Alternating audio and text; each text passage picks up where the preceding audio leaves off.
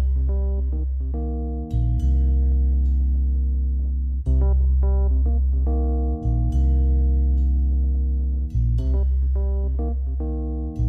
and welcome to another episode of Video Game Logic. Today's episode was recorded on October the 30th, 2019. I'm your host, gaming psychologist, and with me, as always, the hangry and the humble, the Caffeine Rage.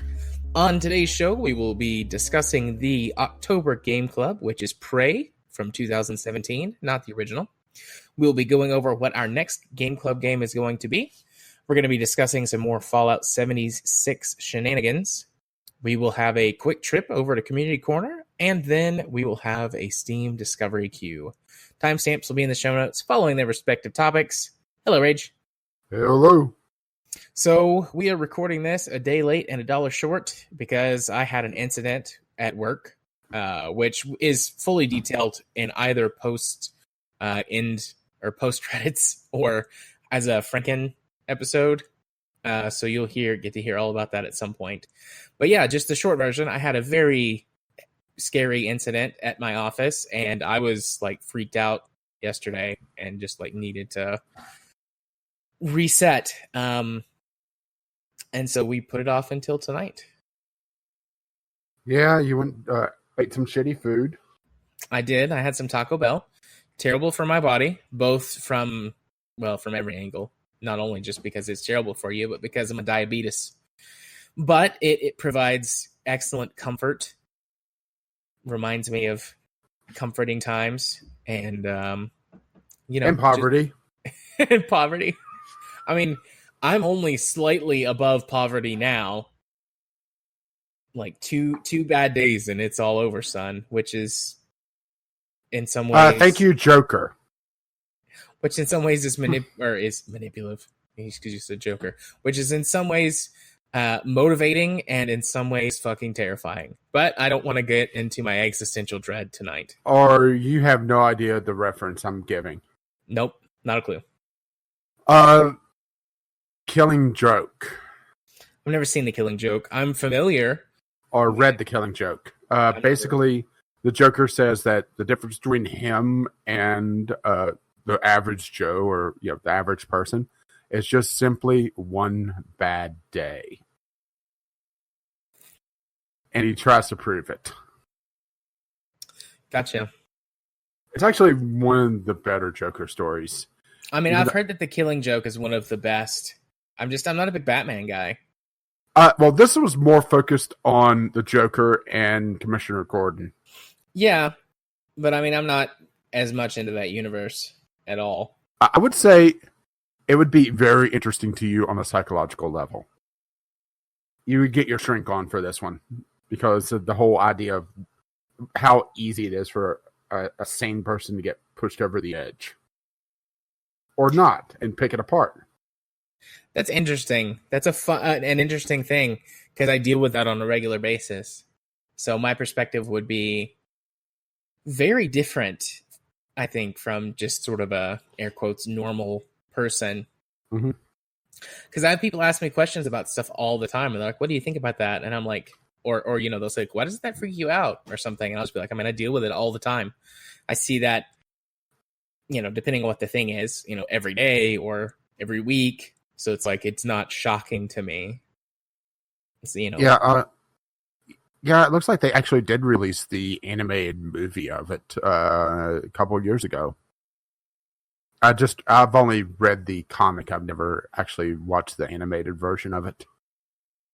Yeah, I've got a couple, I listen to a couple of film podcasts. I follow a few film YouTubers, and I remember them talking about it, but I mean, I just am not, super familiar with it. I know you're Marvel, not DC. Yeah, I'm a Marvel boy. I still think DC has the better villains. Marvel has the better heroes. I agree with you on that. Generally, that's true across the board, but I'm a hero guy, not a villain guy, so. Yeah, which honestly, a lot of Batman's interesting things is his rogues gallery. It's not Batman himself, because honestly, Batman can be a little boring. Calendar Man and Condiment King.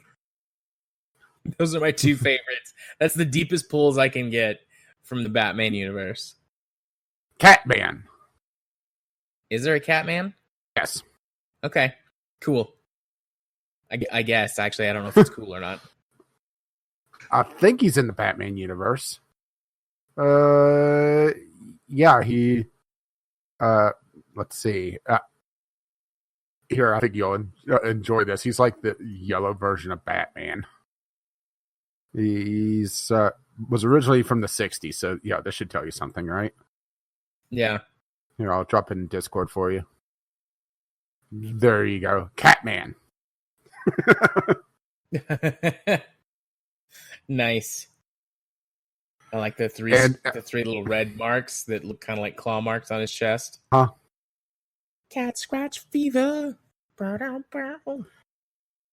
Anyways, I don't know how to segue that to Gameclub.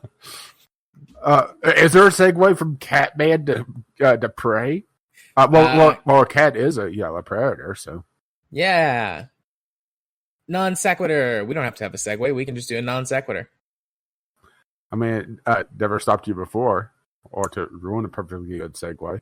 No, it has not. So, due to the condensed or late recording, we oftentimes will condense a little bit of it. So we're going to throw out games we played this week and just go straight to the Game Club.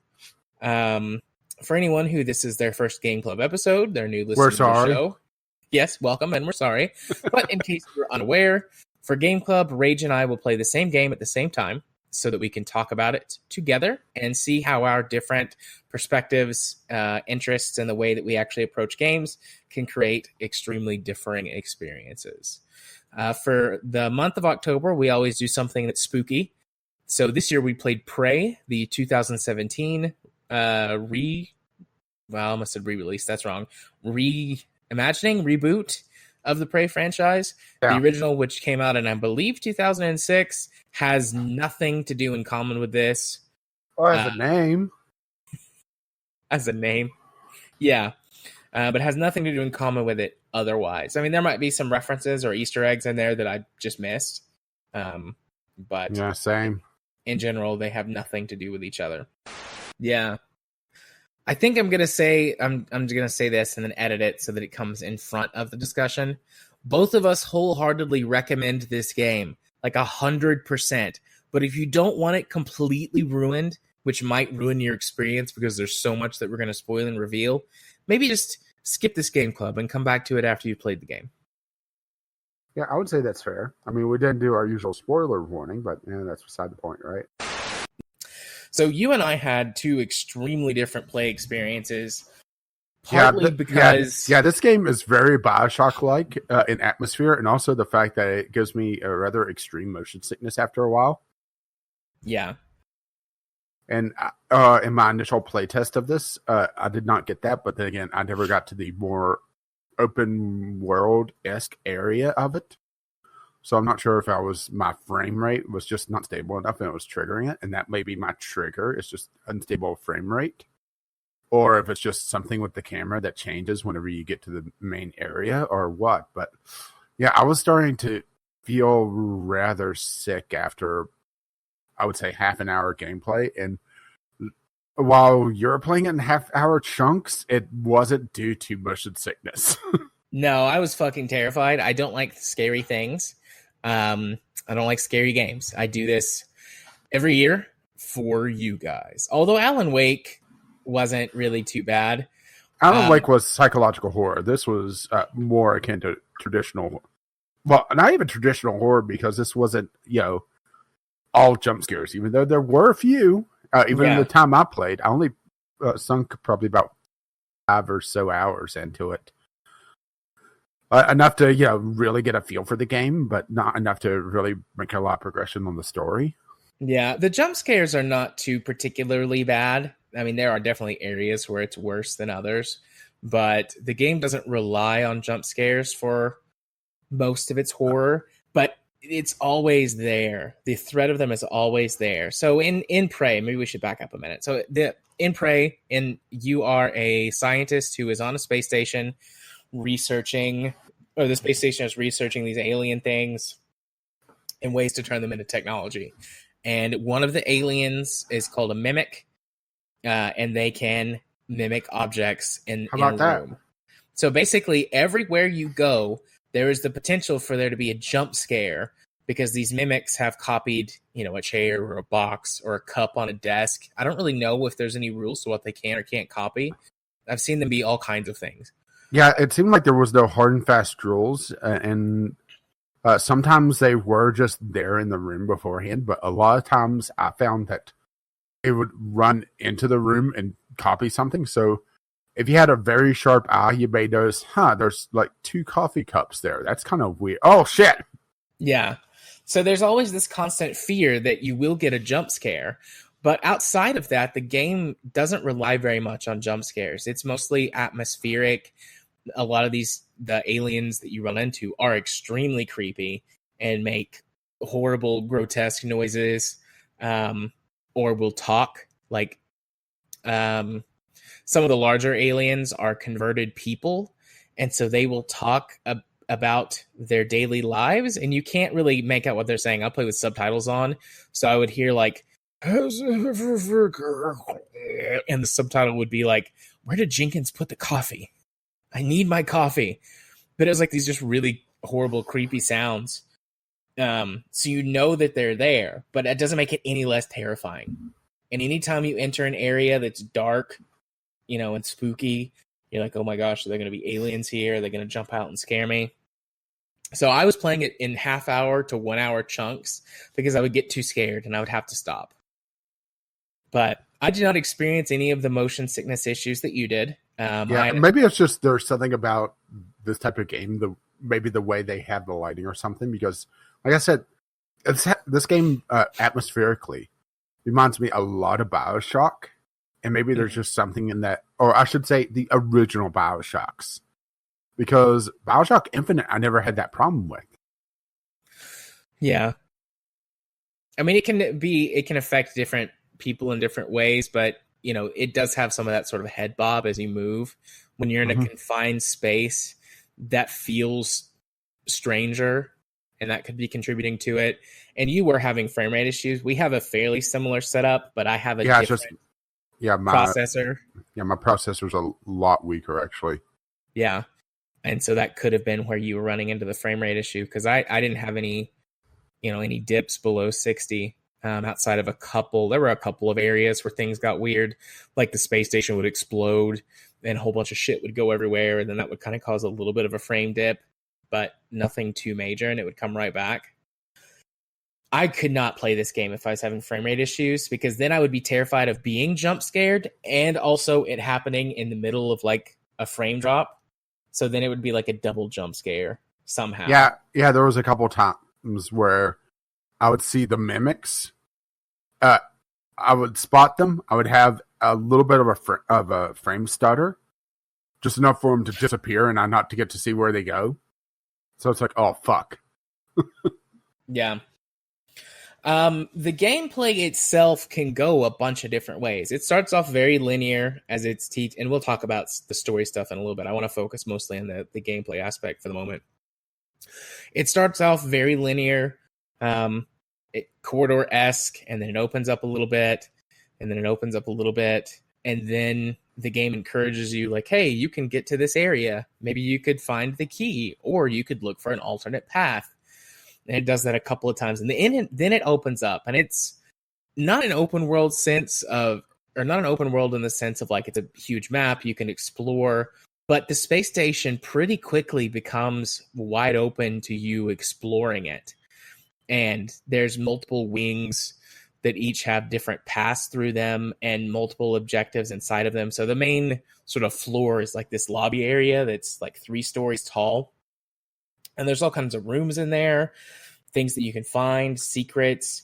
There's different ways you can do it. For example, you can just go up the stairs to the next floor, or you can get into like the air ducts and climb up that way. You get a weapon called the glue gun. It's GLOO, although I can't remember what that stands for right off the top of my head.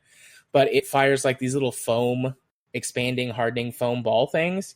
And you can use those for traversal. You can create like a little ramp or like some platforms to jump up. So you can use that to get around and access secret areas.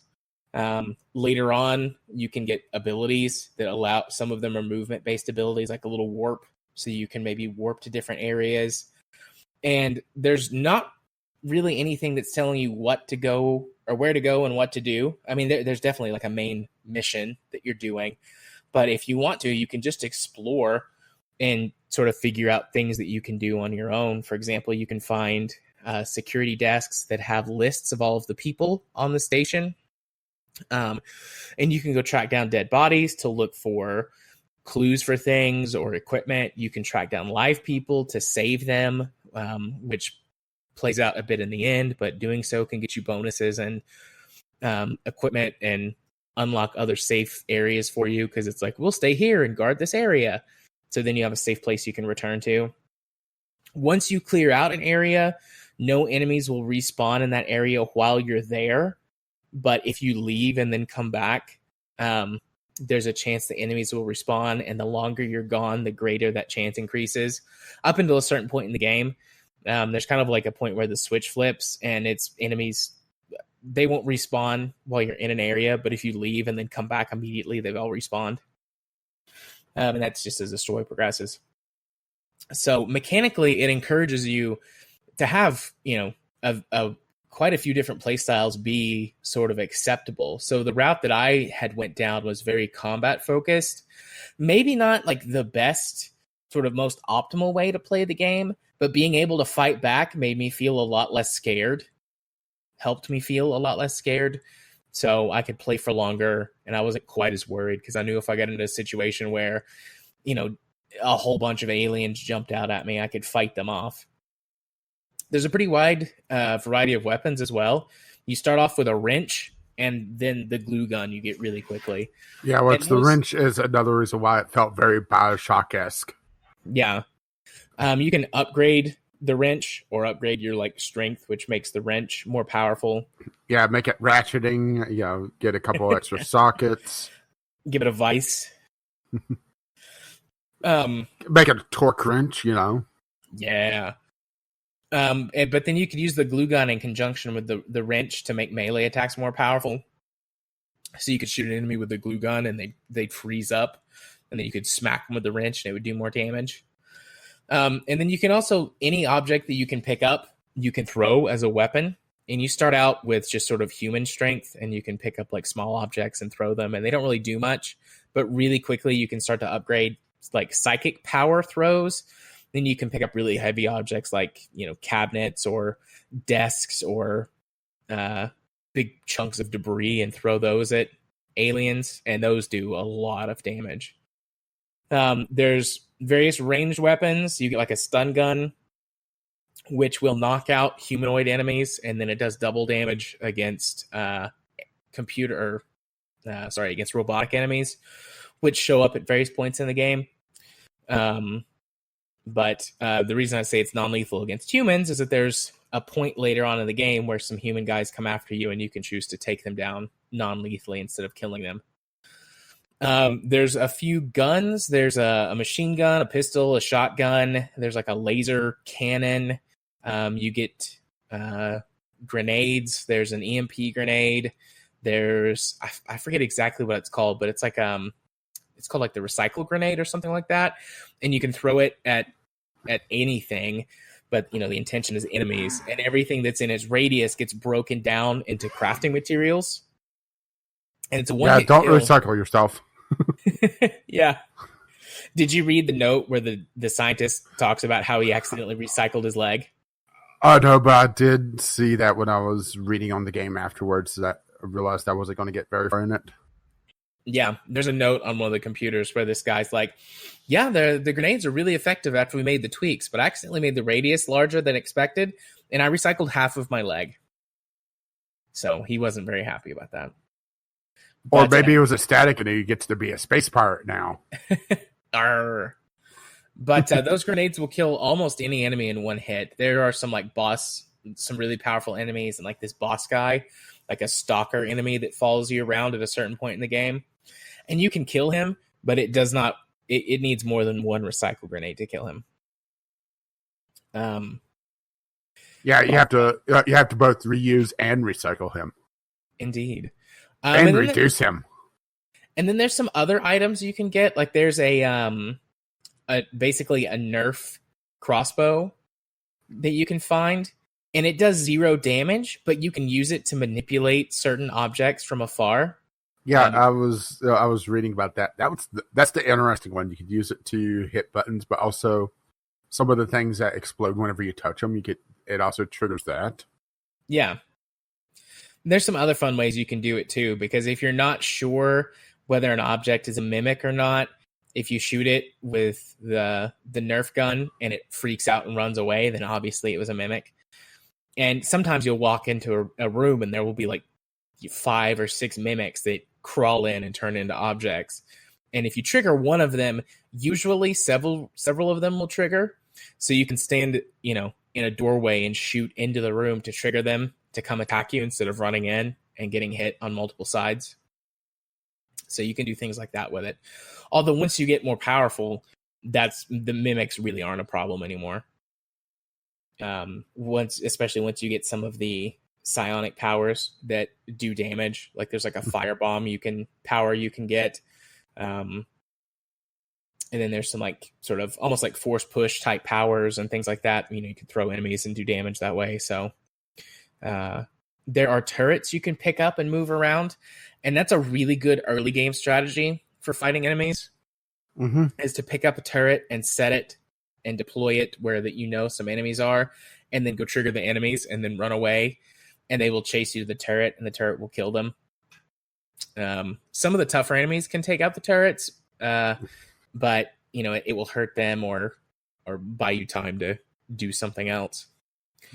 But like the mimics and the early level sort of bigger humanoid, I don't know any of the names of any of these guys. Like the aliens are called the Typhon, but that's just the name for the entire alien race, not just the individual species. But the humanoid type aliens that have power, some of the tougher ones can kill the turrets, but the low level guys usually can't. But if you take on too many Typhon abilities, then the turrets will shoot at you. I don't know if you've ever noticed when you run past them, but they'll say no Typhon material detected. You can have I noticed that. You can have 2 alien powers and they won't kill you, or won't attack you. But if you get a 3rd alien power, then they will start attacking you. Yeah, which is kind of interesting considering the story of the game. Yeah, so let's go ahead and dive into that. Do you want to take a start with that one?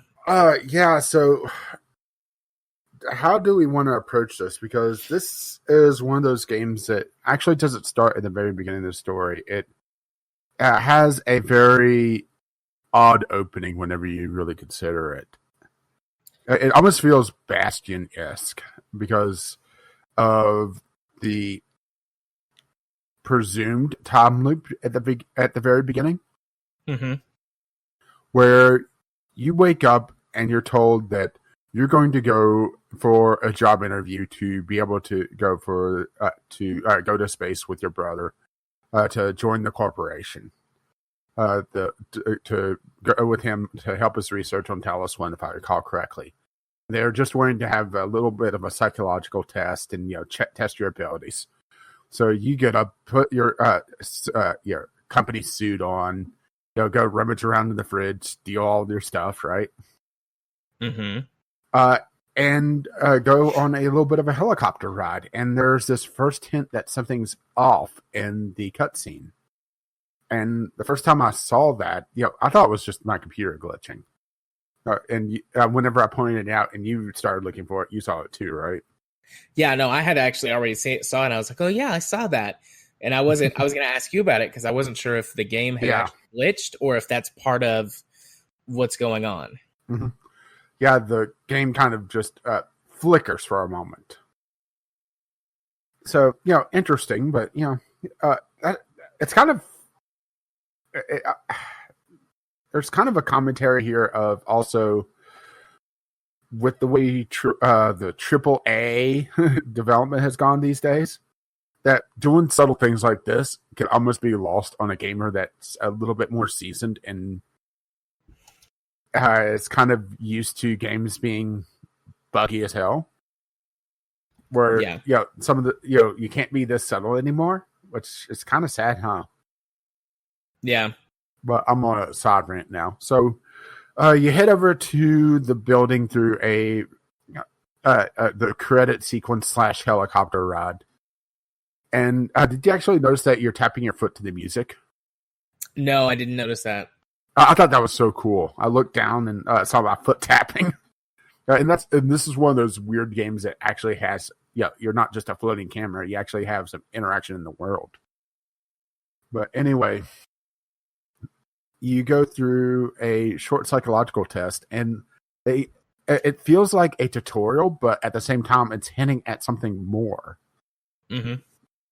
Where you're told, okay, now I want you to press this button as fast as you can, and the game pops up the tutorial of jumping over a chest high wall, or I want you to move all these boxes out of this area as fast as you can, and it's the tutorial to how to pick up and throw things, but everybody's treating it as odd.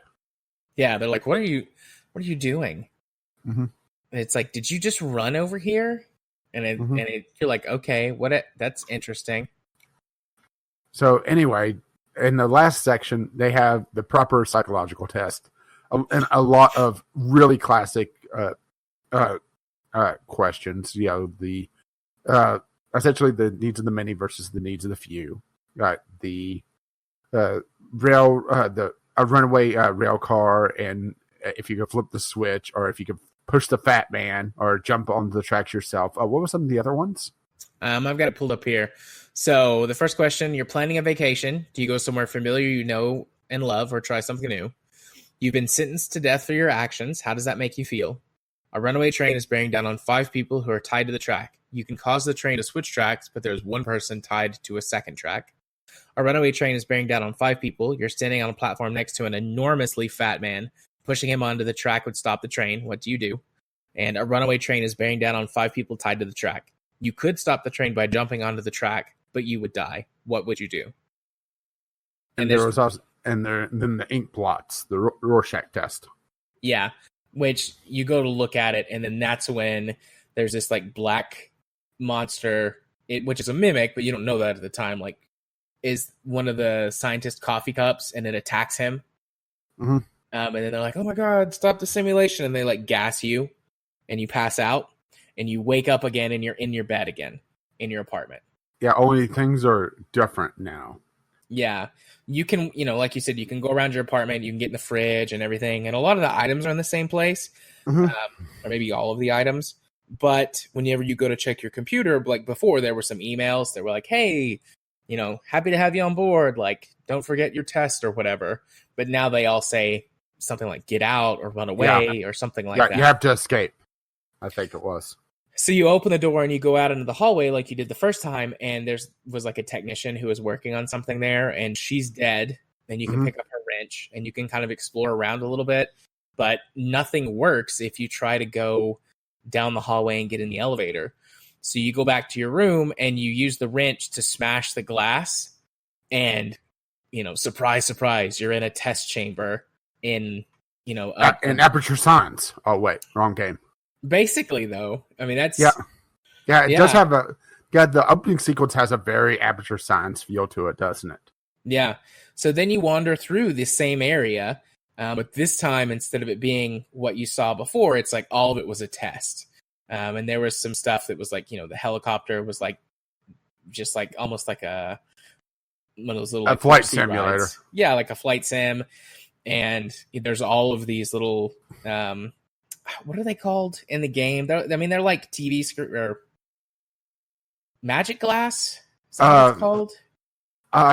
Some sort of holographic thing going on, but yeah, it's like it's like what I thought was cool. Yeah, what I thought was cool was how they handled the different. Whenever you get to the actual headquarters, you land on the roof and you go inside, and then get an elevator, and then you get off on this floor. But if you go to that area in this kind of sequence break or this behind the scenes thing, you see that it was really just a person pressing a button, and a couple walls slide, and the sign opens up. Yeah, and I thought it was a really cool, even though Wouldn't you feel the elevator not moving? But that's beside the point, right? Well, I mean, you could just maybe like shake it a little bit, and most people would think they were moving. But yeah, and then you can go through the same 3 test areas. Actually, you have to go through the same 3 test areas, I think. But then you break the glass on the last one, or maybe you can do it on any of them, and you actually get into the room where that you saw the scientists get attacked. Oh, see, I just went through the other doors. Oh, I smashed the glass and went through. Yeah, there was a door that you could just go through. So I saw it from the other side. But then, then the game starts to open up a little bit, and you have to get out of that room. You fight your first couple of mimics. And this entire time you're being talked to by some random dude named January. So I was going to ask, so your character's name is Morgan Yu, but you can play as a male or a female. Since you said dude, I'm assuming you played male. I went male. You probably went female. I played female. Because I figured you would be female, and it does change because January is supposed to be you. Yeah. So I thought that was interesting. But I mean, obviously you don't know that the first time when you're playing through if you haven't looked stuff up. So you go through and there's a couple of, like I said, linear sections that are slowly opening up. You find some crafting materials. You can start discovering some of the backstory and lore of the station and the world. You get the glue gun. You see the first humanoid enemy, although you don't have to fight him. And then you get to the actual like full open part, which is like the observation deck. The lobby observation deck, where you're kind of turned loose in this one wing. Yeah. Essentially, your first objective is to get to your office, like your actual office on the station, which is which I also spent some time exploring here, just getting a feel for things. Yeah, I did too. But so from there, sort of the general sequence of events following the story is you have to get to your office, which involves a few small sort of quests to get the whatever you need to basically get past the lockdown, because there's various locked doors and obstacles in the way that you need to get powers and abilities for, or not powers and abilities, but that you just need to go through and figure out how to solve those sort of puzzles. You get to your office, you watch a video that you yourself have recorded. Yeah, which is kind of funny because every time we say you yourself, we could be making this a pun as well, because remember, you're Morgan Yu. Yeah. So you're watching the video that you yourself have recorded, and it explains what has been going on, which is you've been on the station for years, several years now. And the way that these neuromods work, which is what the things are called that give you your powers, is that they the eye stabby thing. Yeah, they will grant you the memory and the experience of anyone who they were sort of extracted from and created based on. But if you have them removed, you lose every memory and experience back to the point where the neuromods were first inserted. So you agreed to do this experiment, and so every time they reset you, it's back to before all of these neuromods that they were testing on you have been put in. And so that's why the whole scenario is set up that you go through thinking it's the same day every time you do the test. So on one of the tests, basically you escape. You You're given blank mods, essentially, so whatever they remove them, you become the king of Groundhog's Day. Yeah. And then you create January Jones and set this up for yourself, and you're like, something's going on, I'm going to get caught, but January is going to help me deal with this when shit goes sideways. And, I'm super paraphrasing, but basically that's how it goes. And then you're contacted by your brother, Alex, and he tells you that he will tell you everything. You just have to find him, and he'll tell you everything. He won't lie to you and help you solve the situation because he knows how to fix it. Because you're thinking, I can't remember if it's at this point or if it's a little bit later, where that they're like, the only way to deal with this issue, with this thing, is to blow up the station. And he's like, no, don't do that. We can fix it by not blowing up the station. So from there, you're going on essentially a quest to save as many people on the station as you can. So that's not explicitly told to you, but that's what my quest was, to save as many people on the station as I could, and have January help me get through the situation and escape off of the station. And that takes you to various different areas of the space station, which results into you coming into more and more contact with Alex as he explains what's going on. You learn the history of neuromods and how they're created. Basically, they kill people and harvest their brain matter to create these neuromods. So it initially started out as a volunteer program, people who had cancer or other incurable diseases who were things like pianists or race car drivers or dancers or whatever would donate their memories to this project. But eventually they started taking people under false pretense and harvesting their experiences, or, you know, essentially seeding experiences in people and then killing them and harvesting their experiences. But Alex tells you that, you know, we can do this without all of this. Like, we're just in this process of figuring it out right now. And the Typhon have been kind of seeping in, but we know how to get them out. And then you're given sort of two main objectives: either blow up the station or deploy, I can't remember what the device is called, but a device that basically kills all of some the sort Typhon. of wave. I was reading about it. Neurowave generator. This was past the point that I was able to play because, like I said, it was just giving me motion sickness. Yeah, so then it's the neurowave generator. So you're given, he tells you that you can use the neurowave generator to kill all of the Typhon, but it will preserve the project. Then the Typhon are continually growing stronger. They're killing people. They're essentially using them for biomatter to create more of themselves and multiply. They create a neural network and they start to grow smarter. And they get bigger and nastier as you go along. Then the company that you work for discovers what is happening or has happened on the station, and they send basically a cleanup crew to kill all of the Typhon, kill everyone on the station, cleanse it, and save all the research data. And then you have to fight them. So that's where I said the stun gun comes in handy, because you can kill them or you can not kill them, and then that matters at the end of the game. Or can matter depending on your other choices. Yeah, I did a little bit more research after we talked about it, but we'll get there. Yeah, so then you go through with the kill team, and you know, you play that out, still basically going towards one of these two objectives: self-destructing the station or activating the neurowave generator. And somewhere, you know, in the middle of all this, somewhere through there, I believe it's after the kill team shows up and you take care of them. The Typhon manifests this giant creature that starts hunting you, and you can kill it or you can run from it. And it's one of those things that kind of will pop up every so often, and you have to either escape or kill it right then and there. And I don't like the idea of being hunted. And after a couple of encounters with that thing, I just was like, all right, I'm done. I can't play anymore. It freaks me out too much. So if you killed it, it would... I don't know if it was different from killing it versus escaping from it, but if you killed it, it was on like a 20 or 30-minute timer. So you got a little while without it, but then it would come back and it would fight you again. And I mean, there's other things that are happening throughout. Like, as you're making progress through the station, you get to areas of like where there's 0G or no atmosphere. You have to get special suit upgrades to interact with these things. You might be trying to rescue people, and some of that stuff winds up being on a timer, or you know, you can kill someone to make your progress easier, or you can do the harder, higher road and, you know, try and save them, even though it's more difficult. People will ask you to do things for them, which you can't, you know, you can do, or you don't have to do.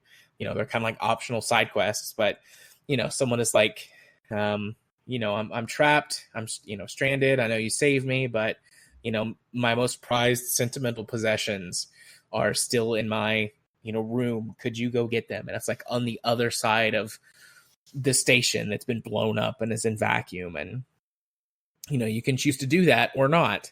So there's lots of little things that go into it. And I know I'm kind of blowing past all of this, but it's really hard to sit down and talk about it because it's so open, but not in a bad way. It doesn't feel like you're wandering, like you always have a purpose. But there's so much going on and there's so much detail. That's the thing.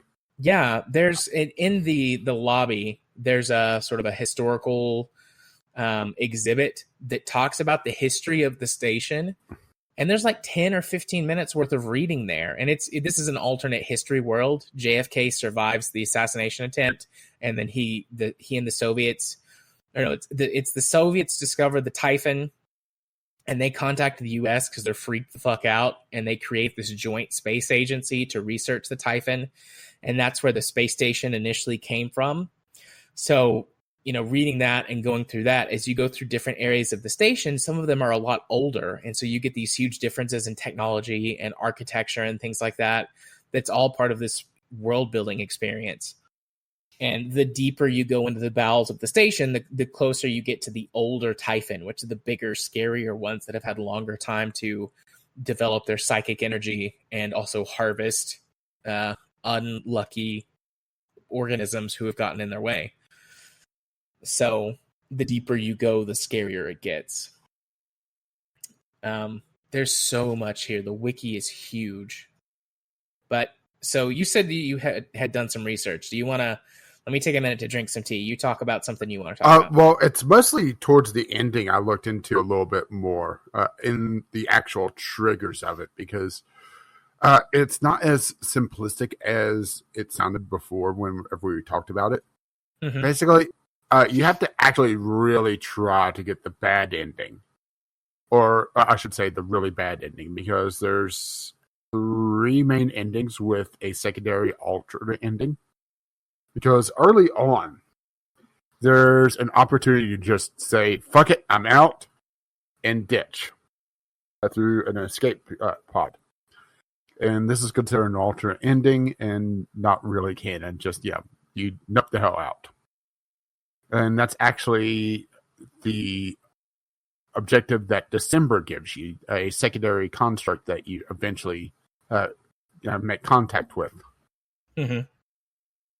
But that's not considered the main story. The main story is either blowing up the station or setting off this wave. And do we actually want to talk about what actually is going on first? We should. So pretty early on in the game, I got the idea that this was some kind of a simulation for some reason. Yeah, I was going more the Bioshock method and was looking for the would you kindly. Right. So the personality test that you're given mirrors the main events of the game. Yeah, and I didn't get far enough to do that or to see that yet. The most clear one being the runaway train is bearing down on people. Like, that's the most clear one. Planning to go on vacation, going somewhere familiar, or love. I'm not sure if that one was more metaphorical or if there's something that's directly related to that.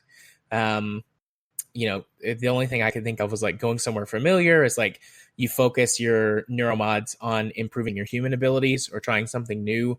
The neuromods that have to deal with the Typhon powers. Being sentenced to death for your actions, how does this make you feel? Has to deal with when the kill team comes on board the ship, because they basically say you have to die.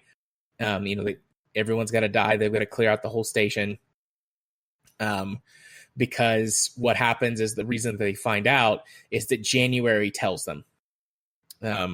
So that's your act. You've been sentenced to death for your actions. How does that make you feel? And then the runaway train scenarios relate more towards the end. So trains bring down on 5 people on the track. You can use the train to switch tracks, but there's one person tied to the second track.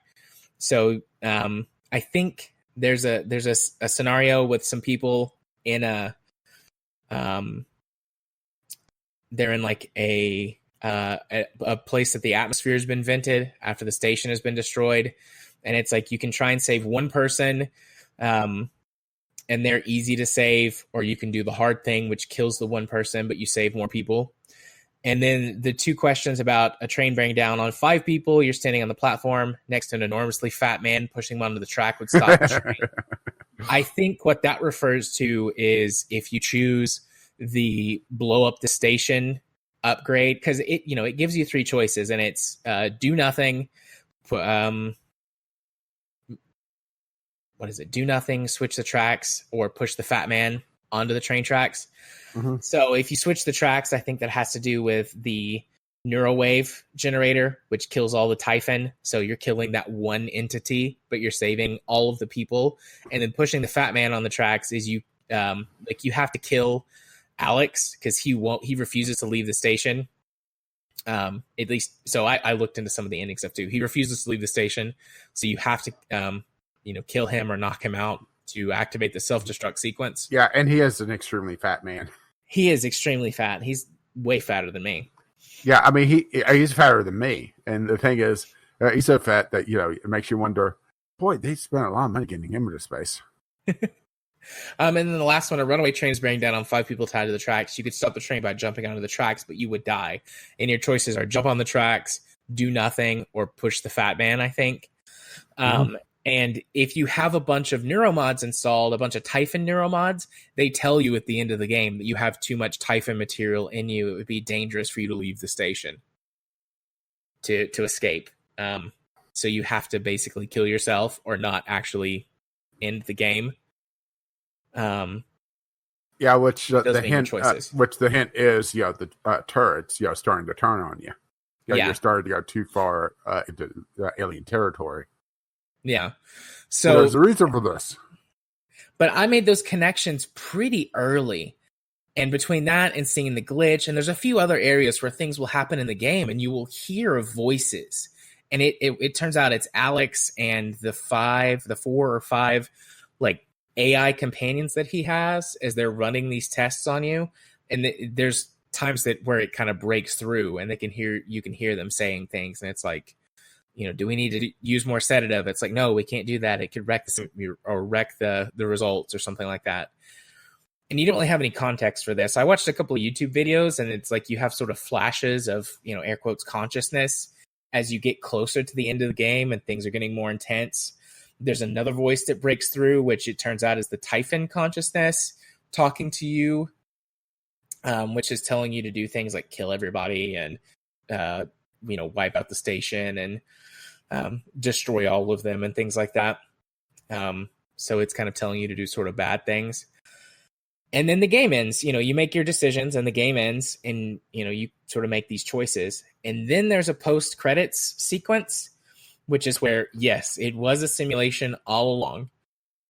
And what you are is that you are a Typhon organism, and it's actually in the future, not the present. The Earth has been pretty much overrun by Typhon. And you are an experiment to try and create a Typhon that has human emotion and empathy. And this whole thing has been you rerunning the actual Morgan used memories over and over again from the incident on the station, and then seeing what choices you make. And if you make lots of, good choices, you choose to save humans, you're not cruel, you do kind things, you use the neuromod or the neurowave generator to wipe out the Typhon, but preserve human research. You do a bunch of those things and it piles up and they say, oh, you're good. We can give them a chance. They seem to, this is going to be the best shot that we have. And then if you do a lot of bad stuff like killing people, or if you flee the station early, if you flee the station early, it just says he's not the one, or this isn't the one, or something like that, reset the simulation. But if you choose to do that later, like you can leave everyone to die. You can still self-destruct the station and leave everyone to die. And so that counts as it being a bad ending. And they just kill you there. But if you have done well enough that they decide to let you out of the chair, then you get one final choice. And you can choose to either sort of shake hands and join with humanity or kill everyone in the room, which is Alex and his AI drone guys. And I assume if you do that, that means you have doomed humanity to destruction. Yeah, because that's pretty open-ended as well, huh?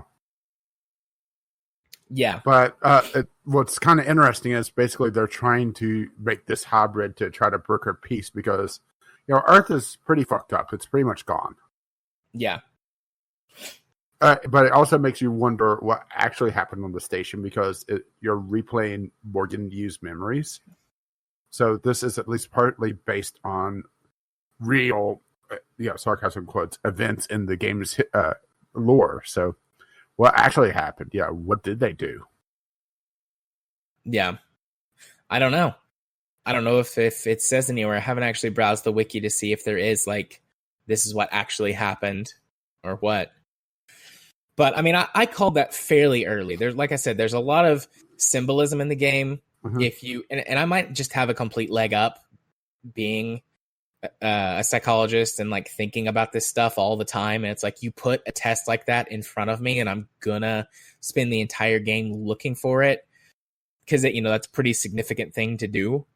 But also, I mean, I have been able to call things like this previously. Like I've said, I study stories, I study film. I study the idea of ludonarrative. So I'm always looking for stuff like this. So I was so giddy because I told you, I was like, when we were talking about it and you were like, I'm not, we're probably not going to get to play anymore. And I was like, here's where I think the game is going. And then you looked up the ending and I was like 99% correct with what I said. And I was like, yeah, I felt so smart. Felt so good. Yeah.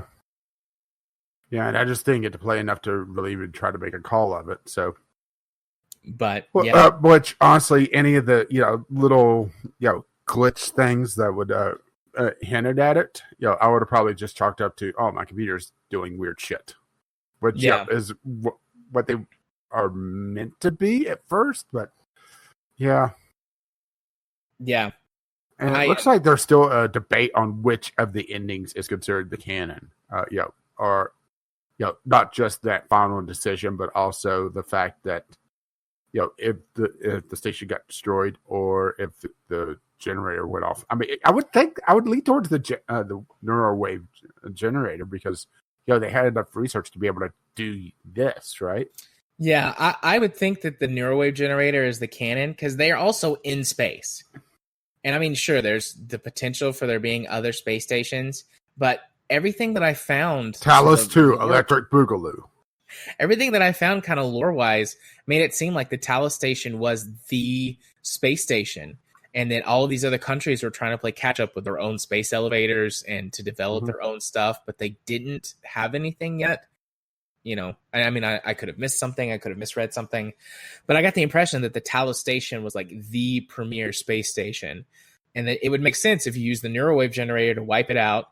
And then it's like, oh, we got all the Typhon material. Everything's peachy. But then some of it still got to Earth somehow, or continued experimentation resulted in another incident somewhere maybe on the planet. And then, shit went sideways. But they're fine up in the space station. And so they go through and, work on this experimentation process. But I mean, that makes the most sense to me. Although the DLC afterwards establishes that there's a moon base and some stuff over there. So maybe they're on the moon. I don't know. I don't know if it tells anywhere. Which, I mean, I didn't play any of the DLC. I just read about it. Yeah, obviously didn't play the DLC because I didn't get far enough to access it. Also, I think the Game Pass only has the base game, right? Yeah, I'm pretty sure. So... because it's pretty much usually the base game. Yeah. Not that that's such a bad thing. I mean, it's enough to jump in and play some of it. And overall, I really like the atmosphere of the game. It's just I'm a little disappointed I didn't get to play more of it because motion sickness. Yeah. Even though I'm not sure how much I would have played of it because super spooky game, right? Yeah. Although out of the two of us, I hate spooky games more than you do, I'm pretty sure. I think it's kind of a tie. It just depends on the mood I'm in. Right. Okay. I mean, I have hugely mixed feelings about the game, but it's not because the game is bad. It comes all from my sort of internal dislike of scary games. But I mean, this is serious contender for Gameclub Game of the Year for me. Maybe even Game of the Year material for me when we do our award show. Mm-hmm. It was so fucking good. It's so rare. Yeah, by the way, it's your year to wear the dress. Sweet. It's so rare. I don't even know why we take turns. I'd wear it every year. It's so rare these days to find a AAA big budget game that actually gives a shit about stuff like this anymore and doesn't just dump everything full of microtransactions and DLC bullshit. Well, to be fair, this game is a couple years old. I mean, this was still an issue, though, in 2017. Like, this was still a problem in 2017. And the game has got places where they could totally abuse it. It's got a crafting system, which we kind of mentioned, like, briefly when we were talking about the recycle grenade. But you can get crafting materials for things. You can break stuff down into components and then build what you need. Med kits, weapons, ammo. Eventually, you can build neuromods. But I mean, there's a lot of stuff that you can craft, and that is rife for microtransaction and loot box abuse. I mean, we saw it before in the third Dead Space game. Yeah, but it completely killed the tone of it. So I think, well, remember, this is Bethesda published, not a Bethesda game. Yeah, and those are two very different things, especially these days. Yeah, but I mean, the fact that this is a AAA title that is deep and interesting and has a lot to say. It's got a story to tell. It's got a metaphor that it wants to use. I don't feel like it gets preachy or beats you over the head with it. And it doesn't ruin the experience with microtransactions and loot boxes. And that's so rare in a AAA game these days. I hate it. I hate that it's that rare because this is a good fucking game. I just hate that it's so scary. I don't like being scared. So I didn't want to play it, but not because it was bad, just because I didn't want to be scared. You just need me to sit there and hold your hand while you played, don't you? That would have helped if I had someone to hold okay. my hand. It's okay, Jared. It's okay. I played this game in broad daylight and or with the lights on. I played it a lot for an hour or so every night for a couple. Well, not every night, but every night I could for like 2 weeks.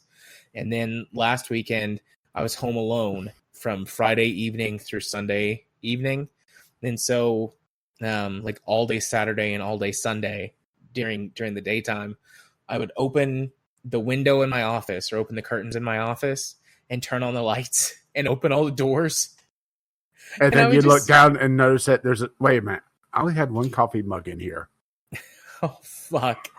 I'm going to have nightmares now. I have 2 coffee mugs in here. I actually do have 2 coffee mugs, but one of them is from yesterday and I just left it. And then you turn around and there's another one there. No. It might be worth it if they've got like therapy or psychological puns on them. You can kill me and suck my essence. Just give me lots of these little novelty mugs. But I don't know. I don't have anything else to say about it. I don't think I loved this game from a gameplay perspective, from everything that it was, except for the fact that it was scary. But which was kind of the point of playing it in October. Yeah, I mean, that's the point of the game. I can't knock points off of it for doing what it's supposed to do. It scared the shit out of me. I mean, it's right there on the 10. It's meant to be a super spooky game. It has a really good atmosphere. I like the fact that they put so much detail into the game. As a matter of fact, as I was reading into some more of it, some of the little details, like depending on the gender of your character, the toilet seat in your apartment in the beginning of the game will be up or down. Obviously, I didn't notice that at all. If my toilet seat was up or down, it was down on, it was up for my character. I mean, it would make sense if it was down for mine since I played the female, but I just thought it was amusing. The fact that your character actually has a presence in the world. You can see the shadow properly. You have proper interactions with physics objects. You're not just a floating camera like in 99% of first-person games these days. They spent a lot of time with. It feels like they spent a lot of time with the original BioShock, where they worked on all the interactions of the different weapons and powers. Even though I didn't get to go too much down the power route, I was able to look at them at least. Yeah. Where they spent a lot of time on the exploration and have a lot of little hidden things. Like you were able to get the stun gun pretty damn early if you were a little bit creative with the glue gun. Mm-hmm. Which I did. Well, after you mentioned it, and I was going through that area, I thought, is this the area Jared mentioned? And I found the stun gun pretty early. And I also, after I got to the observation deck, I started looking around and I found a few hidden troves of weapons, but I found a few things there. But, just having all the little collectibles and all the random things, it felt like a very complete, a very lovingly crafted game, which, like you said, is rare these days. It's too rare these days. Yeah. So it's nice to actually, find something like this that isn't, just feels exploitative whenever I open it up. Unless you mean exploiting my fear of, random coffee bugs. So would you? Oh, sorry. Go ahead. I would. Well, I was about to say, it's just a very well crafted game. But yeah, for your question, would I recommend it? If someone likes a more psychological horror or with a bit of survival in it, we didn't even talk about the hardcore mode where they start adding in different modifiers to the gameplay, where you could get traumas to you, where your suit could leak from taking damage too much, or anything like that. There's actually, I didn't even. I was playing through on easy mode just to try to get some of the story. Well, I was just trying to get the story more than anything, but obviously didn't get too far on that. But and they also had it where it severely cuts the amount of stuff, and you would have to actually have a more survival experience. So if someone likes horror and likes survival games, I would say this is a definite recommendation. And likes exploration as well. This is a very Metroidvania style game. Yeah, it's interesting. Like, I would totally recommend this, but getting to the point where it's saying, like, yeah, I would recommend this, we've basically ruined the entire game except for the actual gameplay experience. So it's weird. Like, yeah, I would totally recommend it. And if I would recommend it, but it would be like some of the anime I've recommended to you. It's go watch this, go play this. Don't read a damn thing about it. Don't look into this at all. Especially if someone has Game Pass, so they're able to just download it and play it. Yeah. But, all right. Fucking love Prey. So. Hey, it's nice to finally get a good game, right? Yeah. A game we both agree is a good game. Yeah, we've had a few stinkers lately. Finally, some good fucking games. Speaking of other Game Club games, though, Rach, what is the next Game Club we're going to be doing for November? So, we are still in space, and we're going to be commanding some Celestials. Not exactly.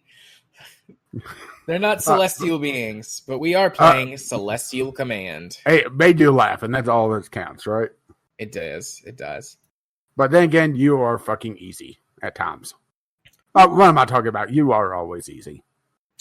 So aside from the fact that it's in space, Celestial Command is one of those hardcore sort of tonal shifts that we do sometimes, where we go from a hard, very story-driven game to a completely mechanics-driven game. Celestial Command is a game where that you are essentially gathering resources and crafting spaceship parts and building a spaceship. It's pretty much just a sandbox game as far as I could tell. Yeah, there's some stuff to it. Initially, it was all about using realistic orbital mechanics for its gameplay, but it's now got 2 modes. So if you hear that and you think, oh, fuck, I'm not interested in that, it's got a mode called Aerodynamics mode, which plays more like space is a flat plane with an ocean. So you don't have to worry about orbits and gravity wells and things like that. So I think the only person that is a regular in the community that has it is Kyle. But there are some other people who we know or have played games with before that have it. There's currently a sale on. When does the sale end? Probably before this releases. Know what our luck. How long does Steam sale go for? Through November 1st, which is Friday. Well, fuck. 10 a.m. Pacific Standard. That's 1 o'clock. So pretty much, if you're listening to this the second it releases, you could go buy it and you have like 5 minutes remaining. Yeah. Is Celestial Command on sale right now? It is. It's 20% off at $15.99. It does have co-op, online multiplayer co-op. Yeah, which we'll check out at least. Yeah, at least the two of us are going to check that out. But yeah, Celestial Command. Yeah, just completely changing things, huh? Indeed. But hey, at least it won't scare the pants off us. Because you don't wear pants. I'm already not wearing any pants at all. So, next up on the docket for today, we're going to talk about some more Fallout 76 shenanigans. Yeah, because they did something pretty much as soon as we recorded the episode. So last week we talked about them reneging on their promise that microtransactions will be cosmetic only, even though, let's be honest, they've broken that several times already. They've just officially removed that from their promises. And we kind of went back and forth, I think, a bit talking about them, just releasing, buying power, what exactly they would do. And turns out we didn't even have to wait 24 hours for the fuckery to start to happen, huh? Nope. It happened right away. Yeah. Oh, Bethesda, you idiots. So they announced the Fallout First program, which I did not actually link the actual announcement, but we do have the parody announcement. Yes, we do. Where they have released the fact that I'm trying to grab the thing. Okay, there we go. Where they have released a subscription-based service for Fallout 76. Now you think, that's not so bad in theory, but damn, it's $13 a month or $100 a year. Mm-hmm. What? All right. Am I the only one that thinks they've been smoking something?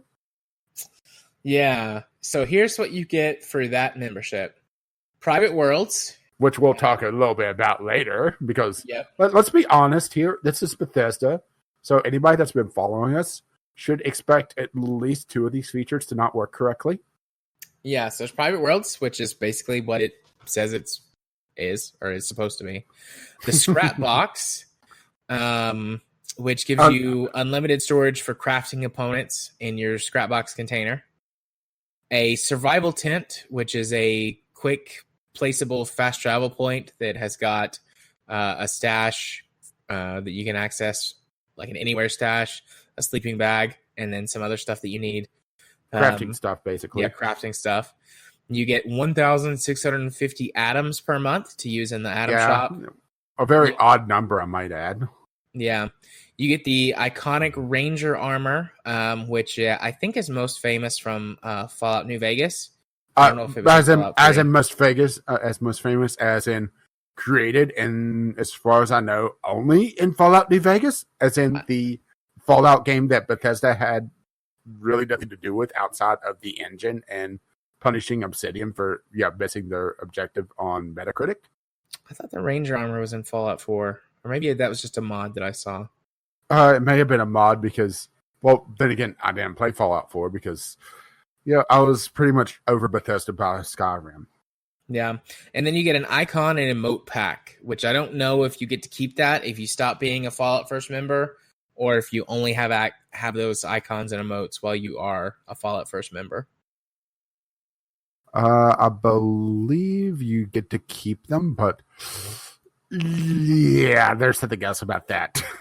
Anyway, let's go down the list. Let's just use their own thing against them. So, private worlds. Turns out, not private. Yep, they're not private.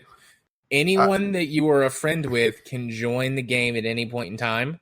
Yeah, and it turns out there seems to be some sort of thing going on where people are functioned as merchants or middlemen. So, people that have massive friend lists, the private worlds are absolutely useless to them. Yeah. So, and I was also going to say, and there's no way to restrict it to completely private. It becomes sort of a friends only world. that's supposed to be your own private world that you can invite people to, but anyone who's on your friends list can join. And if you're someone who is a merchant or who does these like little trading things, then your friends list is going to be massive. But also, they're not your world because apparently they are random, at least recycled. Yeah, random recycled world states. Because people have been finding NPCs dead. They found places looted like crazy. But I'm not sure if anybody ever found any player structures, but that'd be hilarious. Yeah. But it's just, what the hell? And also they found that if you join a private world, now here's one nicety about this, probably because Bethesda couldn't figure out how to do it this way. But the person that starts the world only has to be the Fallout first member. Then anyone else could join. So you don't have to be a Fallout first member to join a private server. But anyone that stays on there can keep it running, even if the Fallout first members all leave, at least at the initial launch. So that's rather funny, huh?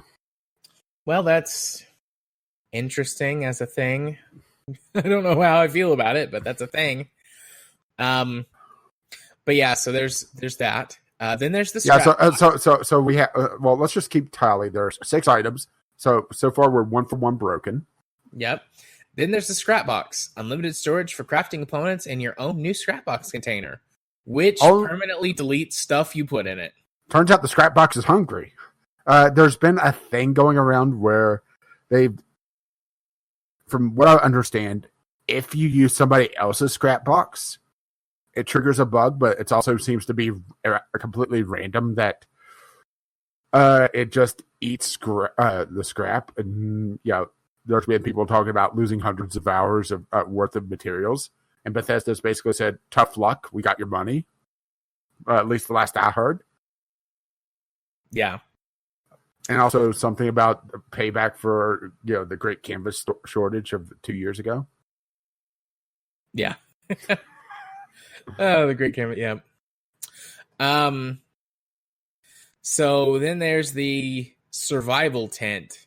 Okay, I haven't heard anything directly about this, but this is where the scrap box is, so we'll give this a pass.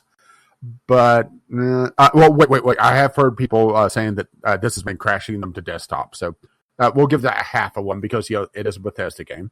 So hey, we're at 0.5 out of 3. Working correctly. Yep. Then there are the atoms, 1,650 atoms a month. Which, let's face it, the 1,650, that's probably a number generated just so that you'll always have some extra to try to goad you into buying more. Because they've also gone through, 6 months ago, and reduced the amount of atoms you got from in-game objectives and that sort of thing. Yep. And they redid it so that it's just crafting stuff and that sort of thing. So, this is probably the only way to passively get atoms now. But hey, it actually works from what I've heard. So that's something in the not broken category, like 100%? Outside of, you're paying $13 to get essentially just over $16 worth of atoms. Okay. Then there's the Ranger armor, which honestly doesn't look all that great. And also, call me crazy here, but I looked into the lore. The Rangers are on the other side of the damn continent, and this is several hundred years before the Rangers were established. So hey, Fallout 76 throwing away the lore again. So I'm going to call that broken. Okay. And then the icons and emotes back. Okay, well, this one. Oh boy, this one. Well, first of all, you do not automatically get them. You have to go claim them from the shop, and if you don't claim them before your month is up, if you just buy a single month, or if you're not actively renewing your membership, you lose out. I think you actually keep them if you cancel your membership, but you don't want to keep them because there's been class warfare going on where people have been actively hunting the people that are subscribed to Fallout First, which is absolutely hilarious. It's become the Hunger Games. So I'll give that half a point because that has severely backfired. So, hey, we're at 2.5 out of 6. Yes. Hey, that's actually pretty good for a Bethesda launch. 2.5 out of 6. Slightly below average. Once again, pretty much what I feel about Bethesda these days. It's just, what the hell, right? Yeah. I mean, not only the whole idea of them launching a subscription service, which honestly, this feels like the last money grab before they release this as free to play, to be perfectly honest. Yeah, a lot of MMO type games will do this. Yeah, but also, I mean, the subscription model for MMOs is actually kind of obsolete these days. Only World of Warcraft and EVE are the only big ones I could think of off the top of my head that still have the subscription model, and both of them have an option to, if you play enough and do enough in-game stuff, to earn a free month through Plex or whatever the World of Warcraft equivalent is. Isn't it some kind of like special gold item? Yeah. Yeah, something like that. Yeah. So the only good thing to come out of all of this is that someone sniped FalloutFirst.com and turned it into Fallout Fuck You First. Yeah, which whoever this is, they had a interview. Count Champy. Yeah, Count Champy, you are officially my second favorite person in the world now. Sorry, Jared. That's fine. So being third is still a podium finish, and I'm okay with that. Yeah, true. But yeah, I mean, the snark is real here. So let's just read a little bit of FalloutFirst.com. Private world scrap boxes and more coming, CUMMING, to Fallout 76 with Fallout Fuck You First. Ever since Fallout 76 launched, we have constantly done nothing to improve and evolve the experience based on your shitty feedback. That's why we're excited to launch Fallout Fuck You First. Premium ass-pounding membership that offers something dumbass players have been asking for since the launch of the game. Private worlds for you and select idiot friends. So we decided to put it behind a paywall. In addition to this huge feature, sarcasm quotes, Fallout Fuck You First also includes a host of pointless items and cult bonuses, all of which you can find on my foreskin. And the best part, Fallout Fuck You First is available to scoot you right now. Are we just going to read this entire thing? Because this is just comedy gold. It's decently long. I just like... this shitty community has been begging for this ability to play alone in private worlds ever since the launch of the game. Ever since the launch of Fallout 76, like what a Fallout game should be. And we begrudgingly announced that they are coming to a game with Fallout Fuck You First. If you're a Fallout fanatic, Fuck You First slave, how can you use the private word? It's completely up to you as long as we allow it. Oh, I mean, just all right. I highly encourage everybody to go read this because this is amazing. Yeah. I like that. My favorite thing is that they call it the sex tent instead of the survival tent. Mm-hmm. That's my favorite part of the whole thing because sex. Oh shit. And there's your vibrator. Let me go. That was my hey dummy, wake up, it's time to play Star Wars RPG alarm. I forgot to turn it off before we started. As with everything we do for Fallout 76, we continue to think of our bleeding bottom line first. Ignore your feedback and improve the pay-to-win services over the months and years to come. So please, shut the fuck up and just take it. Your friends, sarcasm quote, at Bethesda. Yep. So, Fallout 76, continuing to fuck you over. I just like that people are so upset that they're actively hunting people that have the emotes in the animations now.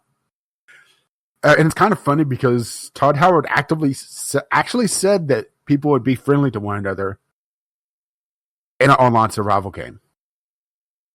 Now, either he's bought into his Kool-Aid a little too much, he's fucking delusional, or he's lying through his ass. And honestly, I can't decide which one it is. Why not all of them? True. Probably is all of them. Yeah, part of me, there's a cynical part of me, which honestly these days when it comes to gaming is a growing part, that Fallout 76, not just being a shameless cash grab copy-paste of Fallout 4, which honestly already seemed rather lackluster, but it honestly feels like a testing ground for a lot of monetization schemes for the next Elder Scrolls and Starfield. It honestly does. Probably. I don't know. Am I the cynic here or am I the realist? I can't tell. Why not both? I mean, I do think that it is. I think they're just testing the waters to see what they can get away with for the next Elder Scrolls game. And I hate that, but, and I hope it's not that, but I'd say you're probably right. I don't want to be right. I'd much rather be wrong on this, but it's tough to really look at this and not look at. Well, they've already announced Starfield and Elder Scrolls, both of which are still years off, so they could build these systems into them from the get-go or have them cooked into the design documents. So you could have the loot boxes, you could have all the... Well, I mean, hell, Skyrim already has the paid mods, remember? I'm honestly surprised. Oh, that's another thing, is that they pushed back the whole mod support to do this. And they pushed back... Remember that big story expansion they talked about last year at E3? Or this year, I should say. This last year's E3? They pushed all that back, but they still launched this. Yeah, I don't remember the expansion they were talking about. Remember the one that actually had human NPCs? Oh, yeah. Yeah, okay. Yeah, basically introducing core elements to a Fallout game to Fallout 76 to make it a Fallout game. Only with multiplayer, so, with random multiplayer, so you're going to have to deal with people sniping your story NPCs. Little faith on this, I gotta admit. Little faith. Yeah. Same. I mean Bethesda in general, I should say. Because, yeah. All I ever wanted, I gotta admit, all I ever wanted with multiplayer for Elder Scrolls, for Fallout, co-op. That's all I want. Have Jared be dog meat. I could handle that. I could be dog meat. Of course, he would spend all day sitting there licking his crotch. That's what I do now. Well, I was going to say, and then he actually do it in the game. Hi-oh. All right. Yeah. Fuck Fallout. Fuck Bethesda. Yeah. Fuck you guys. At them. And fuck you first? Yeah. Well, I'll just have to ask. Since it seems like every single time your expectations and excitement for the next Elder Scrolls game goes down. So where is it right now on a scale from like 1 to 100? And where did it start? So it started pretty close to 100. Mm-hmm. It's probably like a 40 now. So that's a Game Pass game or Deep Sale Game of the Year edition? Yeah. Definitely. And I would say just like a huge fucking surprise. But yeah, I would say mine was probably about 60 of deep discount base game, but I would say it's down to like 20. Where extremely deep discount Game of the Year edition. Yeah. And that's probably just before they re-release it on all the platforms again. Because of course they do, right? Yeah. So moving on to community corner for the evening. Yes, we actually had a tweet, which I actually didn't grab because I'm not used to that. It's, oh crap. Well, I thought I grabbed it, but I forgot about it. Sorry. Okay, we had Kyle. Actually waking up the bird. Turns out the bird was not dead. It was just resting. What do you think of difficulty as a marketing tactic to a game? I.e. Dark Souls, Prepare to Die Edition. Should companies focus on difficulty above anything else as a tactic to move games? So, interesting question, concerning, we just got done talking about the hardcore difficulty modes in Prey. I think it really depends on the game myself. What about you? Yeah, I think so. I think it can be a selling point. The sort of, super fucking difficult is more of a genre or a niche now than in the past when it was specifically a way to pad out games that were, more technically limited. I do think it can be a good selling point. It can be a good marketing point. There's an audience out there for it and a culture that's kind of developed around it. But yeah, It definitely varies on a game by game basis for me. Because there's same here. Where if it's like a super hardcore, super difficult driving game, nope.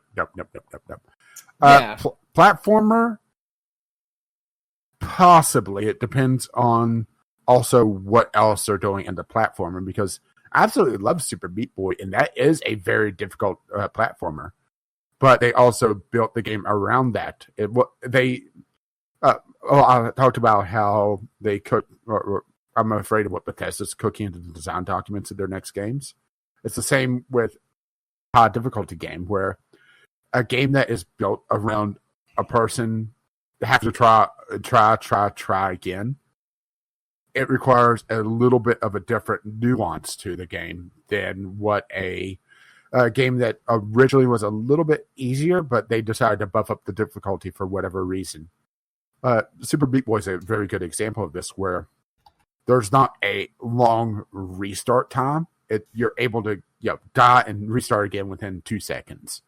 But also, a very nuanced thing is that the music in the game. And you may think, well, why is it so important to a difficult game? Well, the music in Super Meat Boy, it doesn't loop whenever you die. So you're not listening to the same 5 notes of the game soundtrack and driving you absolutely insane. But it's one of those small things that really adds to the feeling of the game, where it's not adding to the frustration, it's enhancing the gameplay. So I think a difficult game can be a marketing point, but it needs to be built to be difficult from the start. It can't just be bumped up because they thought it would garner a better audience.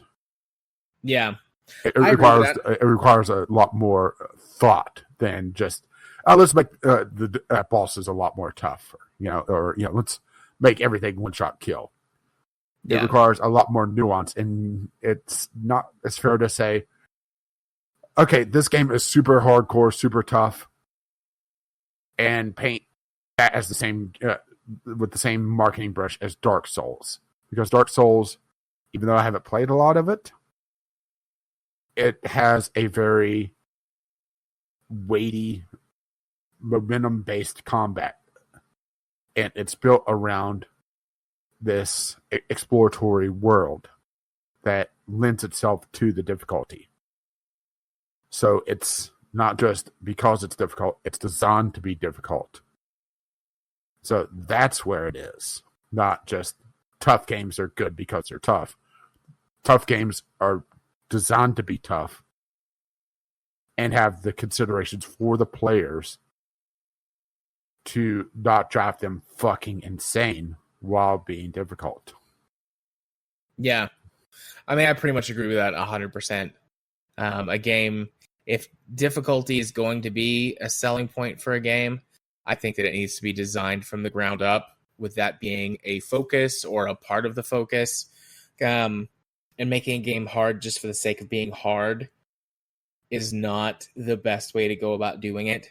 Yeah, there's a difference between Super Meat Boy and I Want to Be the Guy. I've played Super Meat Boy. I've never played I Want to Be the Guy. I Want to Be the Guy is basically almost parody of all the super hardcore platformers, super difficult. Only I Want to Be the Guy is also highly unfair. So there's things like spikes will just shoot up out of the ground and they'll kill you. Gotcha. Or there's a couple places where you think you're in a cutscene, but you're not. Your character's just auto-scrolling or whatever. And if you don't put a button input, it'll kill you. Gotcha. And it's meant to be as annoying as hell and meant to be played over and over again for memorization. And that's where the difference is that while there are people that enjoy that, I don't. And it's just, building for your audience as well. Building for a bit of a wider audience while being difficult. Building for, the masochist out there. That sort of thing. Yeah. I think the difficulty can also be used as a way to help sell a game without the focus being, this is extremely difficult. Because I've never played it. I'm trying to blank on the name of the game. But there has been maybe more than one where there's a lot of customization to the difficulty. So it can be really hard, or you can back it down and make it easier. How about Surviving Mars as a good example? Yeah. You can make that as difficult or as easy as you want it to be. And that can be a core part of the experience as for how sort of surviving it actually is. I've seen it with a couple of platformers too that have some very fine controlled difficulty. Well, I was playing a little bit of Stellaris on Game Pass, and that has a lot of stuff that you could tweak to really alter your gameplay. I'm not at the point where I could really be able to talk about it just yet, but there's a lot of options to go in and toy around with how your race is built, and that could vastly change how your game plays, but also the difficulty of it before you even touch to the AI difficulty settings. And that's the other thing is, since we're talking about difficulty, we have to talk about AI, their opponents. Are you just allowing them to cheat more, or are you making them a lot smarter? That's the other thing, because if you're just making, the game difficult by making the enemies bullet sponges, I mean, hey, Borderlands is fun for long enough, but eventually the bullet sponges get a little tiresome, If you make them smarter or make them more crafty or give them new tricks to be able to do. Let's pull one almost at random, Divinity Original Sin, where the hardest difficulty mode actually unlocks alternate abilities for certain bosses and certain enemies, but also adds in a lot more health as well. It adds in, or I should say, it takes away some of the more abundant resources, and it makes it a lot more tactical than the base game was, where, after a bit, things started to steamroll. So, that's the other thing is just how are you handling the difficulty? Not just, are you making it tough? How are you making it tough? Yeah. I 100% agree. So, I think as a marketing standpoint, it really depends on how the game is being sold. Are they selling it as the next Dark Souls game, or are they just selling it as, hey, here's this game that's going to piss you off and make you uninstall in 5 minutes? Yeah. So I kind of took that one over. Yeah, but that's fine. My throat's a little bit sore, and I did most of the Prey talk. Yeah, so. Sorry about that. No, you're good. It's good.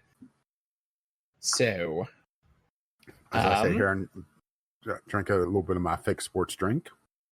Delicious. Where can people send us stuff for Community Corner? Well, if you wish to contribute, just like Kyle did, you could do so by emailing us, vglpodcast@gmail.com, or sending us a tweet and waking up the, now dozing off bird, VGL Podcast on the Twitter. And I do believe we have time to hit the music. What about you? Indeed. Let's doobly do over to a quick discovery queue.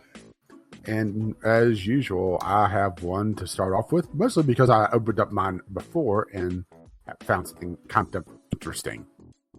So I have Secret Neighbor, and when I'm copy and pasting in the wrong section, because of course I am. There we go. Secret Neighbor. This is published by Tiny Build. This is a pseudo sequel to Hello Neighbor, which also just recently released on Game Pass. Secret Neighbor is a multiplayer social horror game where a group of intruders try to rescue their friend from the neighbor's creepy basement. Only problem is one of the intruders is the neighbor in disguise. So a little bit of Trouble in Terrorist Town mixed with a survival horror element. I mean, it's a very interesting concept. You don't see too much of this just yet. I think the whole idea of the secret base pseudo co-op multiplayer is starting to catch on. Secret Hitler style. Mm-hmm. But we haven't seen it played out just yet. And it is rated mostly positive. I mean, I know Hello Neighbor had some problems, but it was mostly surrounding its AI. So, putting it in player hands is a little bit more interesting. But it's also probably going to have a very small player base. I would say this is probably a very good land game. What about you? Assuming you could keep all the monitors secret, or secret from one another. Yeah, probably. So, oh boy. Yeah, EA has made their return. Yep, so I got Star Wars Jedi Fallen Order.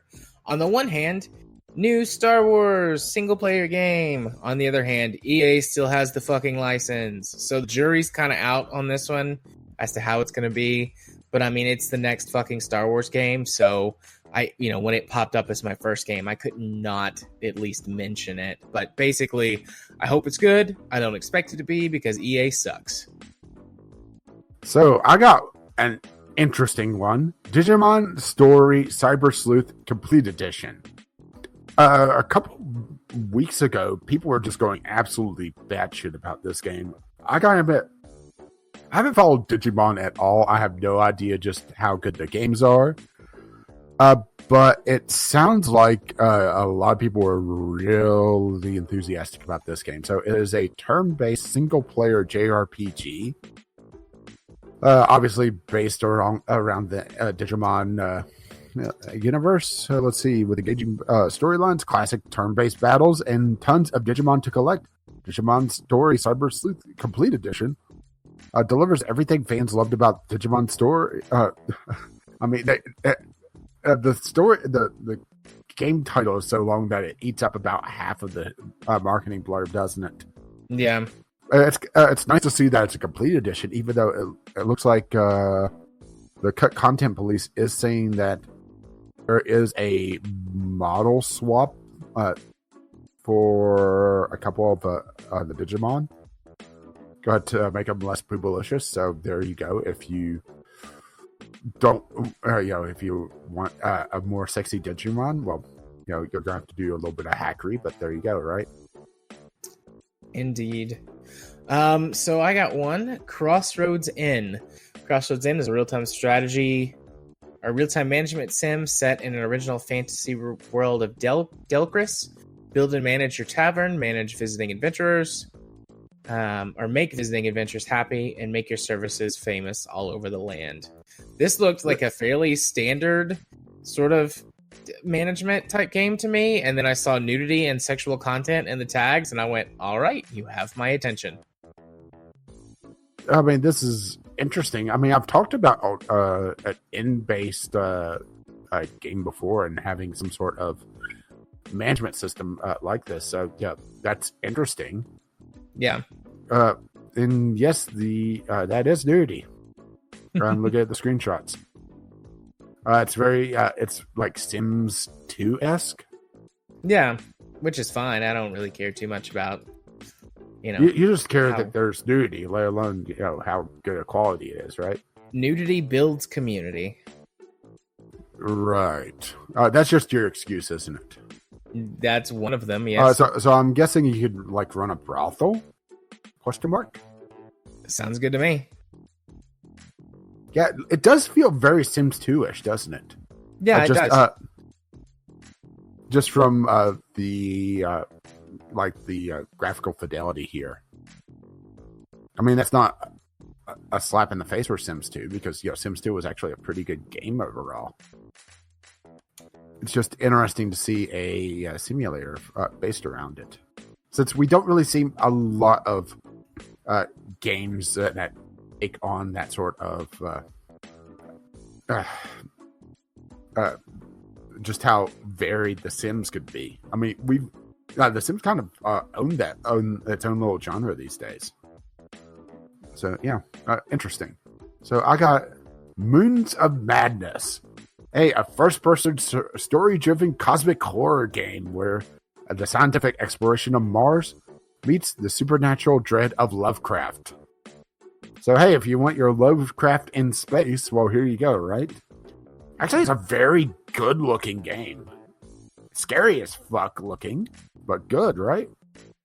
Yeah, although I'll pass on the scariness, for sure. For now. So my next game, The Fisher Online. The Fisher Online. Yeah, I just got that on mine, so take it. Forget about licenses and catch rates. Choose a bait or lures and catch fish in Europe and Russia.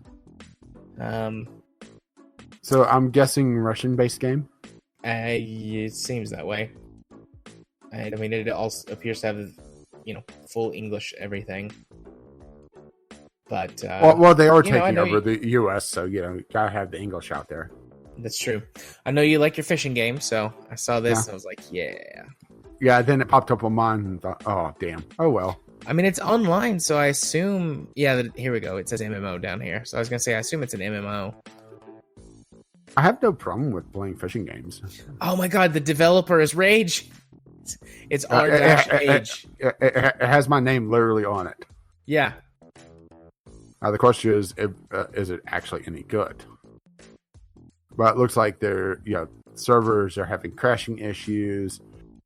Looks like it's a management. It's a copy and paste of a Russian free-to-play fishing game based on this one review. No proper keybinds. So yeah, I wonder if I can sue them. So I got The Beast Inside. Hey, it's spooky week for me, it seems. The Beast Inside is a unique, gripping twist on thriller and survival horror. Immerse yourself in the story of long-buried secrets, personal tragedies, and madness. Play as two protagonists bound by dark heritage. Combat the enemies, solve riddles, and experience real terror in the 3D scanned environment. I mean, it doesn't look bad, honestly. I mean, it looks kind of spooky, of course, right? But then again, the gifts are, kind of, meant to be super spooky. But it seems like it's Spooktober for me, I guess. Seems that way. Besides, so my next... Oh, okay, go ahead. So my next one is called Legends of Keepers Prologue. So this looks like a demo / prologue to another game called Legends of Keepers. That doesn't have a release date yet. But you are a dungeon master, and you are setting up traps and monsters to defend the dungeon and treasure of whoever hires you to protect their treasure. And I love stuff like that. So... I mean, it's free, so I'll probably check it out. The actual game, Legends of Keepers, Career of a Dungeon Master, is not out yet. All it says is that wishlist it to get a notification of when the game is releasing. So I assume it's a while away, but it definitely has piqued my interest. Well, I have something that'll pique your interest. Okay. We Were Here Together. This is the third installment in the We Were Here series. We played the first one, and it was a free-to-play one. Remember that? Yeah. Well, this is the third one, just released pretty recently, October 10th. It's a co-op first-person puzzle game.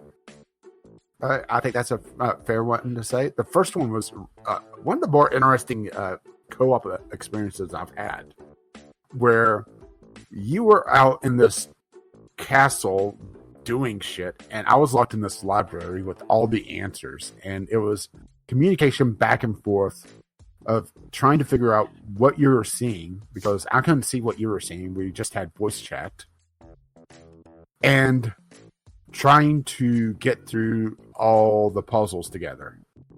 So We Were Here Too is also on sale right now for $5. I'm thinking we should get that. As part of the sale? Yeah, it's part of the sale. It's part of the sale right now. Okay. I just noticed it. We Were Here Too. Yeah, it's $4.49. So we'll be getting that, and we'll be playing that together. Yeah, something to bring up for it's an anime nights, right? Yep. So I just finished my list. I didn't have any more that were worth mentioning. I had 2 games that didn't have English language, and then a couple of shitty anime booby puzzle games. And I just don't bring those up anymore. Well, I got an interesting one. I'm still going down my list. So this is one I've actually been playing on Xbox Game Pass. Lonely Mountains Downhill. I could talk a bit more about this next week after I've spent a little bit more time with it. It's an interesting one. It's an isometric downhill racer where you are racing a BMX bike downhill and trying to complete different objectives. And as you complete different trails, you unlock more and more stuff. I haven't played it enough to really be able to go into a games we played section with it just yet. Mm-hmm. But there's some interesting things here. If you like a little bit of a more offbeat racer, where it's also a lot more momentum based because you're racing downhill, so being able to find lines that aren't obvious, or be able to take alternate paths is interesting to you, this is definitely worth a look. There's some times that the game tries to be clever with its camera, and it doesn't quite handle it as well as you would hope. Particularly, it does some things with depth of field that I find irritating, but it's also a little bit of memorization. Be able to know, okay, this particular trail, I could cut across here and go jump down and hit the next checkpoint in like 15 seconds sooner than I otherwise would be able to. So there's a bit of memorization like racing games typically have, but there's also a little bit more of a puzzle element that I really like. So yeah, I would say if you're interested in this, pay $1, pay $5, go play on Indie Game Pass or on Xbox Game Pass, because right now it's $20. Or it's worth $20. So, do you want to start another one? I mean, I still have 3 more on my list. With just 3, no. If you're like, I still have 6, I'd probably start another one, but you can go ahead and get through those 3 pretty quick, I'm sure. Okay, this is interesting. We're just seeing what this is. I just went ahead and purchased We Were Here Too while you were talking. Okay, I'll grab that in a little bit, because I have enough in my wallet to just be able to grab it without having to bouncing my checkbook again. Okay, so random town builder, because I like my town builders. Autonauts.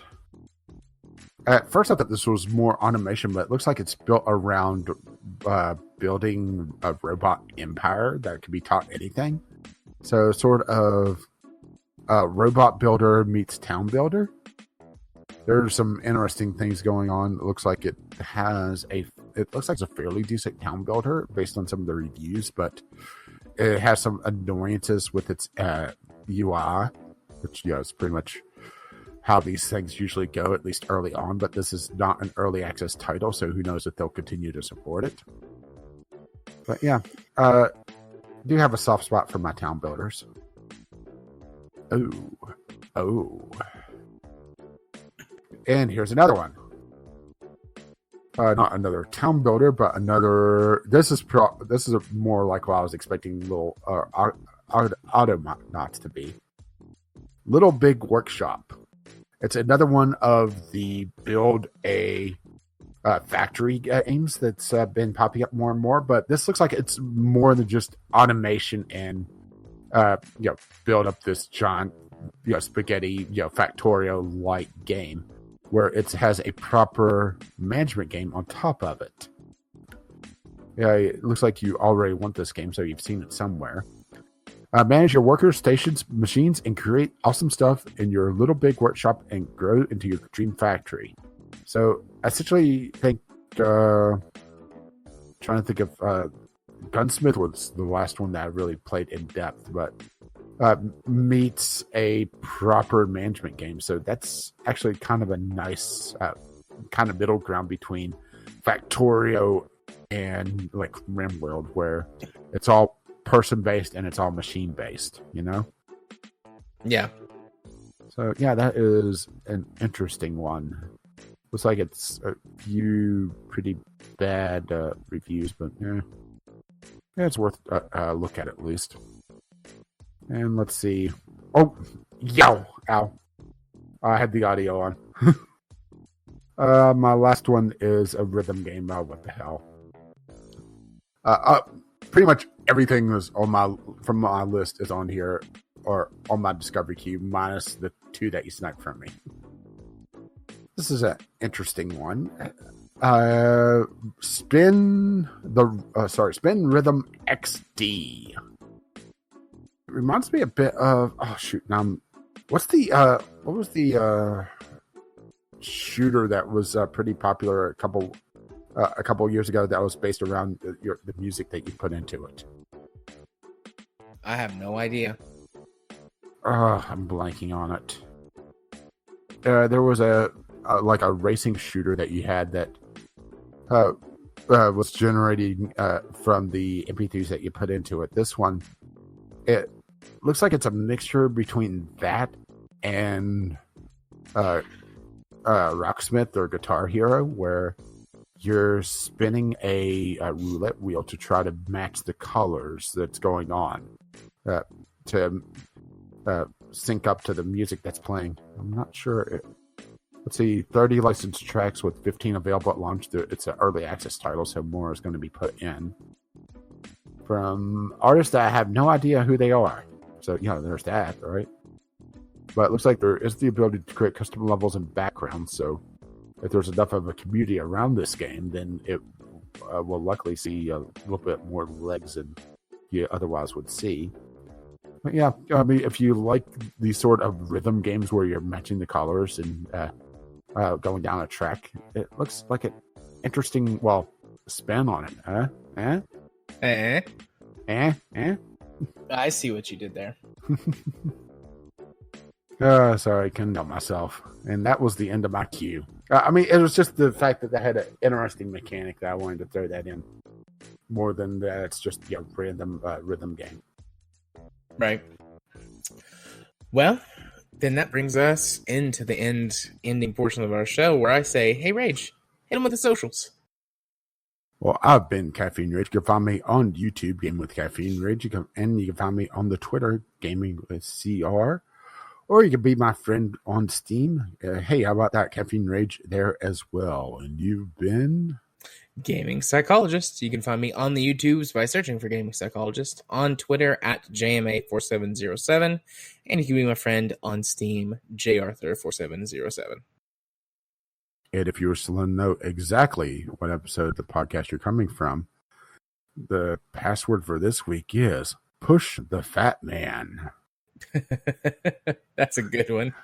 Push the Fat Man. I couldn't help myself. Whenever we were talking about that, it's like, oh, that's perfect. Pretty much any of my other puns and anything else, no. Push the Fat Man. Yeah, no, that's perfect. Because that applies to both of us. And if you wish to push something else, like our buttons, You can do so by emailing us, vglpodcast@gmail.com, with your letters, voicemails, game-related topics, or just tweet them to us, VGL Podcast, on the Twitter. And a special shout out to our lovely, lovely patrons, patreon.com/VGL Podcast to learn more. And our lovely patrons have made our Podbean account possible. VGLpodcast.podbean.com, which hosts the RSS feed, show notes, and links to all our stuff online. But you can find us on YouTube, on our YouTubes, our iTunes, Google Play, or your podcatcher of choice. Our intro and outro music is On the Ground by Kevin McLeod, and our Discovery Cue music is Doobly Doo by the same artist. You can find his work at incompetech.com. And as always, as his lovely music starts to roll across my voice, bye-bye now. See you next time. Bye-bye.